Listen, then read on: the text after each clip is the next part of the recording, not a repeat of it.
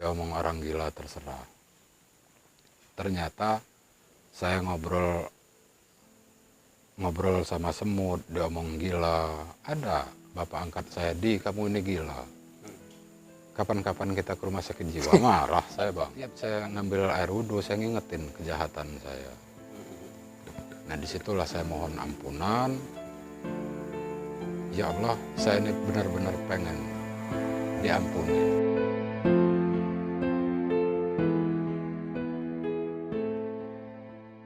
Assalamualaikum warahmatullahi wabarakatuh.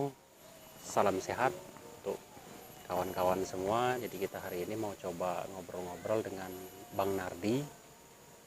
Dikabarkan bahwa Bang Nardi ini dulunya pernah ugal-ugalan lah semasa sejarah hidupnya. Kemudian beliau ini bertaubat, mencoba mendalami ilmu agama, selanjutnya sampai dengan pernah ngobrol atau mendengar suara-suara atau mendengar rumput itu berbicara, mendengar rumput berbicara, mendengar semut berbicara, sampai dengan angin juga pernah dia dengar itu berkata-kata. Nah, oleh sebab itu nanti kita coba cari tahu atau kita gali sejarah beliau ini, apakah benar ataukah itu ada hal-hal yang lain. Bang Nardi, coba diceritakan dengan teman-teman yang ada di sana, yang di luar sana, kira-kira pengalaman kita dari sebelum dan sampai kita mendalami agama, sampai dengan kita pernah mendengar tumbuh-tumbuhan itu ngomong, terus hewan atau semut itu ngomong, bahkan pernah mendengar angin itu berdiskusi dengan kita. Bisa diceritakan nggak dari awal sampai ini supaya teman-teman juga bisa ngelihat di luar sana? Memang pertama ini saya dari bujang, yang namanya kenal dengan Tuhan belum pernah. Artinya nggak pernah sholat. Saya jangankan mau belajar sholat, belajar ngaji, itu nggak pernah loh. Karena saya ini dari kecil ibu saya meninggal, saya udah jauh loh dari keluarga. Nah, disitulah berhubungan dengan orang pasar, artinya terkecimpung dengan dunia kejahatan. Nah, di pasar ini ya macam-macam, ada yang berbuat ini, berbuat itu. Terpaksalah kita mengikuti jalan-jalan yang ada di pasar untuk mencari kehidupan kita. Singkat ceritanya, kita setelah ini tahun 98 saya ini menikah loh dengan istri saya ini. Setelah saya menikah, kira-kira dapat 3 bulan, saya lihat mertua saya ini rajin ibadah. Rajin ibadah, dia rajin ke masjid. Nah, jadi saya ini malu sendiri dengan diri saya sendiri. Malu hati. Kenapa sih mertua saya rajin ibadah, sedangkan mantunya mau ibadah aja enggak? Nah, disitulah ada pacuan kita untuk belajar. Karena saya ini sudah merasa tua, mau belajar sama siapa sih? Nggak ada tempat saya belajar. Nah, jadi saya minta belajar dengan almarhum istri saya. Kan, jadi ceritanya yang masalah ini yang kita bertemu dengan orang yang di rumah makan itu. Nah, kalau pas ini udah nikah itu ya? Udah nikah. Setelah nikah 98 ini. Kita masih berbuat kejahatan lah setelah Masih nikah itu. Nah, setelah 3 bulan di situ, saya melihat mertua saya, pindahlah saya ke Bandar Jaya lagi dengan usaha ngebeca. Setelah saya usaha ngebeca ini, beca saya, kerjaan saya malam, nggak pernah pagi. Nah, lupa saya harinya, pokoknya yang saya ingat subuh sekitar jam 4. Saya ngelihat di depan rumah makan Minang Indah ada kijang masuk. Turunlah orang itu, dia makan, pesan makan di situ, ngebatin lah. Hati saya ngebatin, ya Allah, karena saya ngingetin yang di rumah. Tadinya itu Kijang itu pernah rencana kita jadiin target ya. Rencananya iya. Rencananya jadi yang turun dari mobil Kijang itu rencananya mau kita jadiin target. Nah, setelah saya ngebatin, saya ngingetin yang di rumah, karena saya ngelihat pakaian orang, pakaian kayak pakai peci, lehernya sarungin ini kayak Selendang, sorban. Nah, jadi ngebatin saya, ya Allah, alangkah nikmatnya jadi orang kayak gitu, nyaman. Dia makan mengucapkan mensyukuri, pokoknya enak loh bagi saya. Ngelihatnya itu kayaknya nggak ada beban. Nggak ada beban. Nah, setelah saya ada tarikan loh, narik. Setelah saya pulang dari narik itu duduk lagi di situ. Saya udah nggak mikirin dia lagi, karena saya mikirin mau narik penumpang mana loh. Tiba-tiba dia keluar dari rumah makan, ngedatengin saya, Mas, kata dia, saya keluarlah dari becak. Setelah saya keluar dari becak, dia nanya, Mamas mau kayak saya ya, kata dia. Tadi sempat kita kira waktu dia datang tuh mau ngapain ya? Saya kira mau naik becak. Yang saya pikirin, kok orang ini ngedengar loh suara hati saya. Sedangkan saya ini ada niat, ya Allah, alangkah enaknya jadi orang itu. Oh iya. Nah, jadi dia ngomong, Mas, Mamas mau seperti saya, kata dia. Saya ini diam. Yang saya diam ini, kok dia ini tahu ngedengar suara hati saya. Kalau Mamas mau kayak saya dikasih tasbih dengan sarung. Waktu itu. Setelah saya dikasih tasbih, kasih sarung, saya titipin sama orang tua saya, suatu saat nanti saya mau belajar. Nah, Orang tua kandung. kandung. Pulanglah saya ke sini lagi, berhubungan dengan mertua lagi, karena kita masih campur loh sama mertua.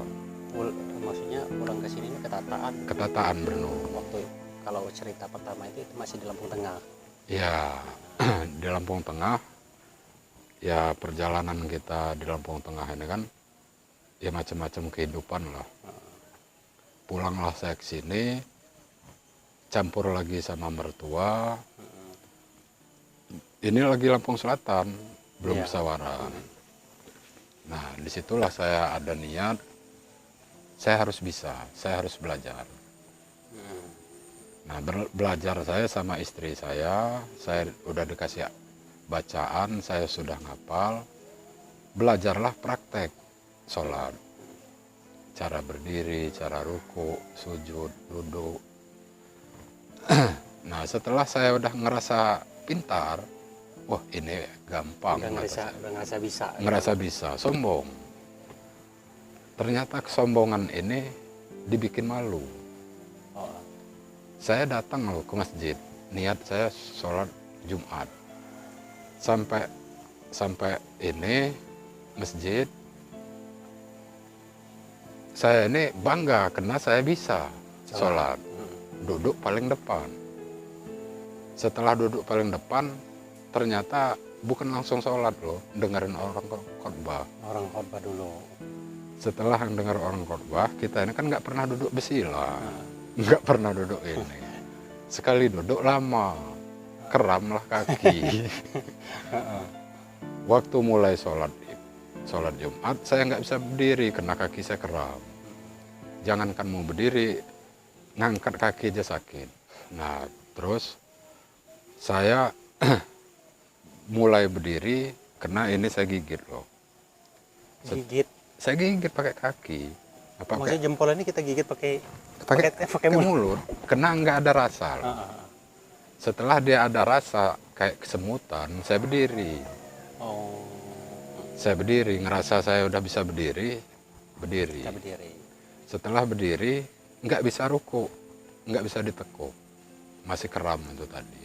setelah duduk itu kan berarti kan kita sholat ya. Ah, Begitu sholat nggak bisa ruku, nggak bisa ruku, nggak bisa sujud. nggak bisa sujud. Terpaksa lah sujud kita, kaki kita ini nendang kepala orang Nendang. di belakangan. Nah, karena saya ini ngerasa malu karena perbuatan saya ini nggak benar loh. Saya ngucap di masjid itu, ya Allah, apakah saya ini nggak boleh sholat? Bahkan saya ini berdiri aja, sujud aja nggak boleh. Saya punya sempat ngomong sempat gitu. ngebatin itu. Setelah itu saya mundur lah dari sholat ini. Setelah saya mundur, keluar saya dari sholat itu, nggak jadi sholat. Beres sholat, saya ini ngikutin ini mertua beres-beres sejadah. Nah, setiap saya pulang Jumatan 3 kali hilang sendal. Terus kapok itu. Nggak kapok. Nah, jadi hilang sendal ini, saya ngerasa saya dulu pernah loh ngambil sendal orang. Oh. Apakah ini hukuman saya dikasih tahu? Saya ngerasa, oh ini dulu saya pernah loh orang enak-enak sholat, saya ambil sendal.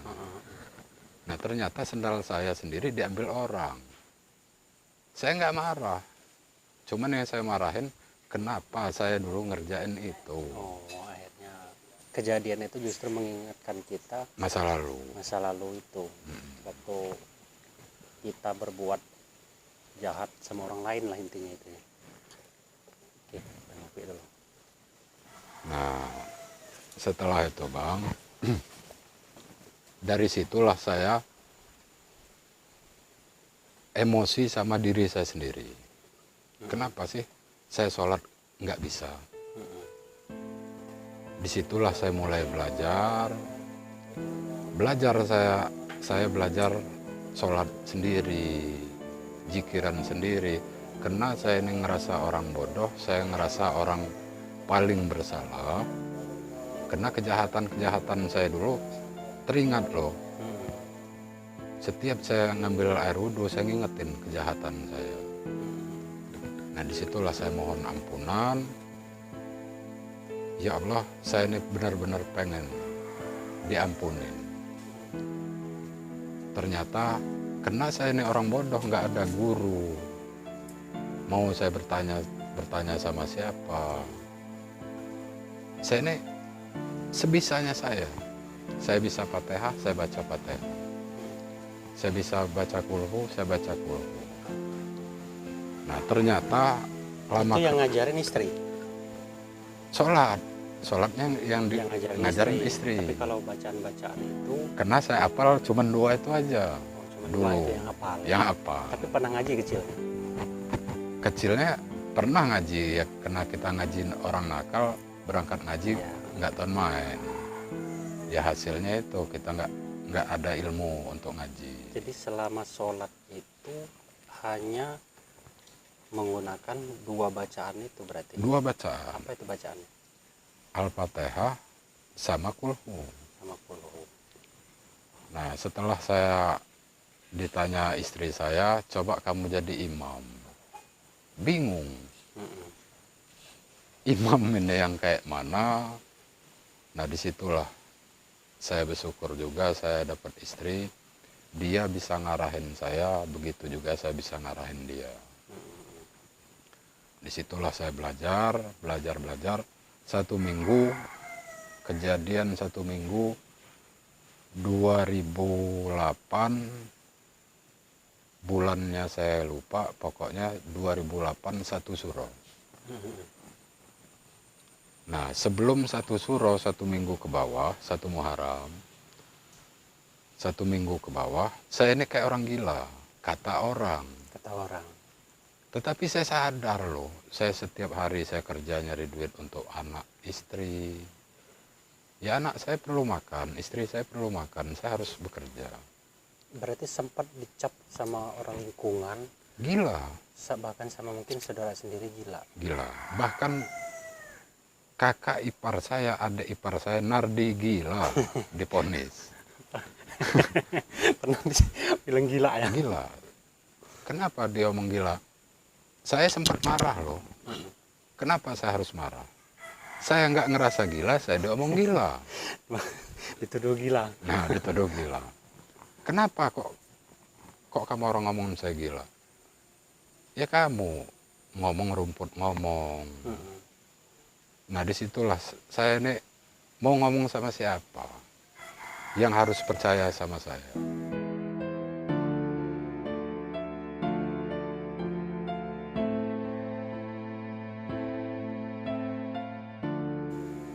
Sama rumput ngomong, Nah, sama semut ngomong, sama semut ngomong. sama angin Ngomong. Nah jadi pertama saya kenal dengan rumput, semut. Yang namanya barang hidup dia pasti bisa berbicara. Saya yakin. Yakin yang itu. Yakin. Kenapa saya yakin? Karena yang saya alamin, saya ngedengar loh. Walaupun orang nggak percaya dengan saya itu terserah. Saya diomong orang gila terserah. Ternyata saya ngobrol sama semut, diomong gila. Ada bapak angkat saya, di kamu ini gila. Kapan-kapan kita ke rumah sakit jiwa? Marah saya bang. Ya terus. Nah jadi matahari. Nah jadi ketemulah saya ini ngoret bang. Saya awal saya ngobrol sama semut. Saya ini orangnya buruh, kerja harian lepas. Setelah saya kerja harian disuruh orang ngoret. Nah pas saya koret itu di bawah pohon durian ada sangkar semut. Ada sangkar semut, taburlah semut. Ini saya ngedengar. Apa yang diucapin waktu melihat sarang semut itu? Dia orang ini yang saya dengar ke satu, la ilaha illallah, la ilaha illallah, yang saya dengarkan. Setelah saya perhatiin, ada rajanya semut. Ada salah satu di dalam rombongan itu, ada yang ketua. Minggir, kata dia. Semut ini ngomong, rumah kita diacak-acak. Pakai bahasa kita. Bahasa kita. Saya ngerti bahasanya. Cuman kenapa saya ngedengar, saya juga nggak tahu. Nah setelah saya telusurin, dia ngomong minggir dulu, rumah kita lagi diacak-acak. Sujud saya. Sujud di kandang semut. Kandang semut. Saya sujud di kandang semut, rambut saya pada semut semua ini. Semut semua. Semut warna hitam, buntutnya merah. Ya gede-gede semut itu. Kalau gigit sakit. Sakit. Nah setelah dia udah banyak semut ini, datanglah bapak angkat saya. Itu yang ngomong, kamu gila.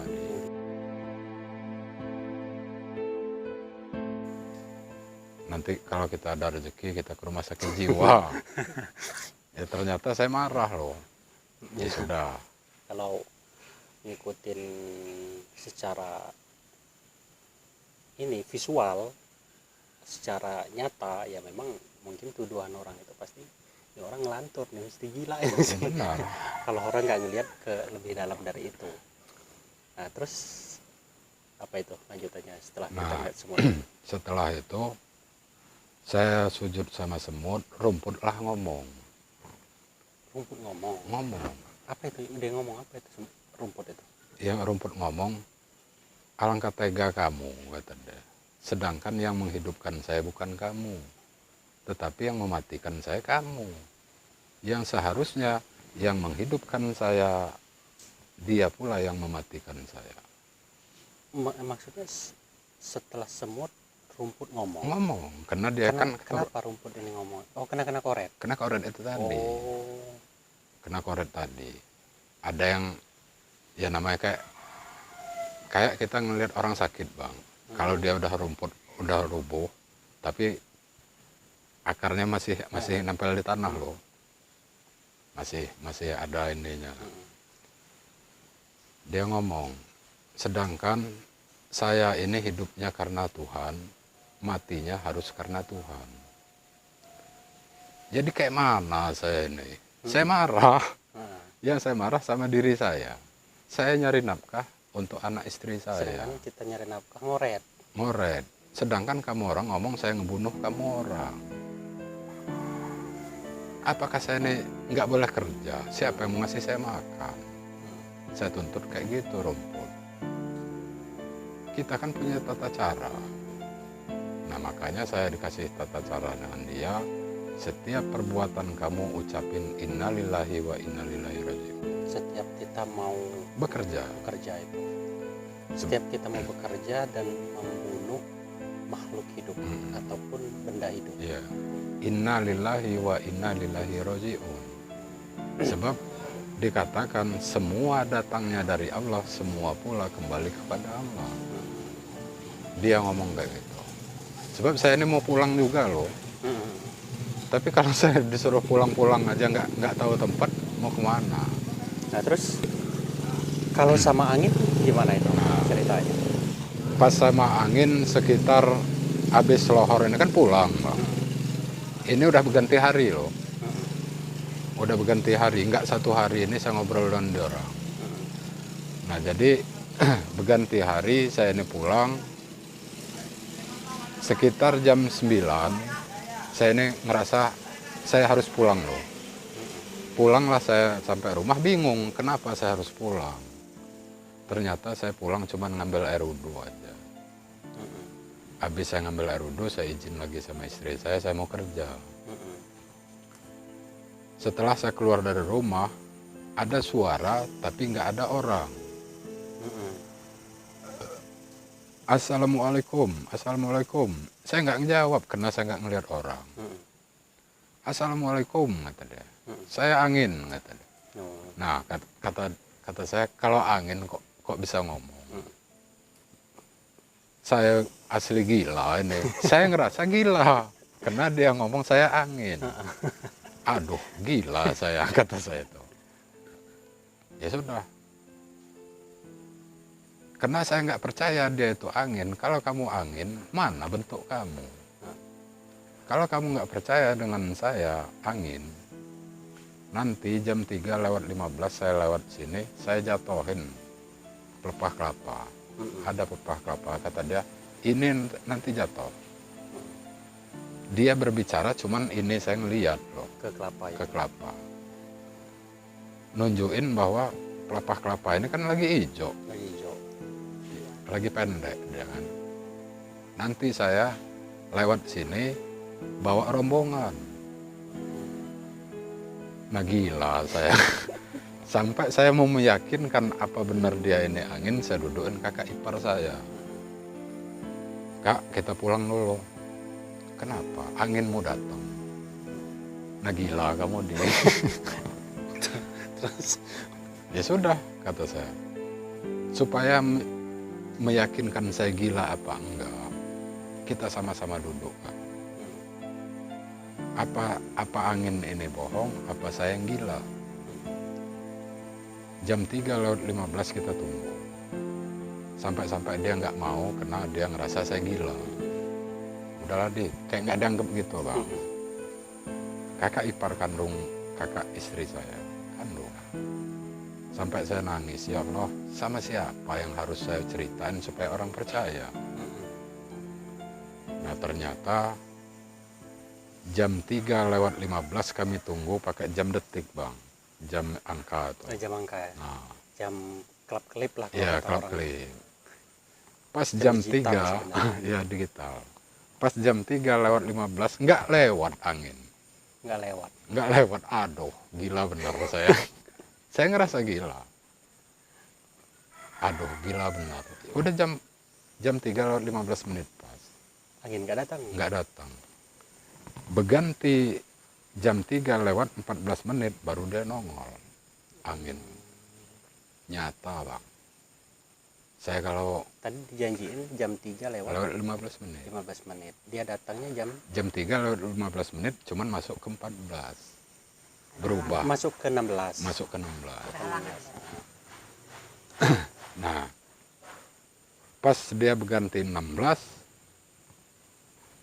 angin datang. Dan itu jatuh beneran nggak? Jatuh patah, bukan satu yang paling bawah jatuh, yang nomor 2 patah. Jadi yang disebutin dia ada 2 yang mau dijatuhin tuh Nyata.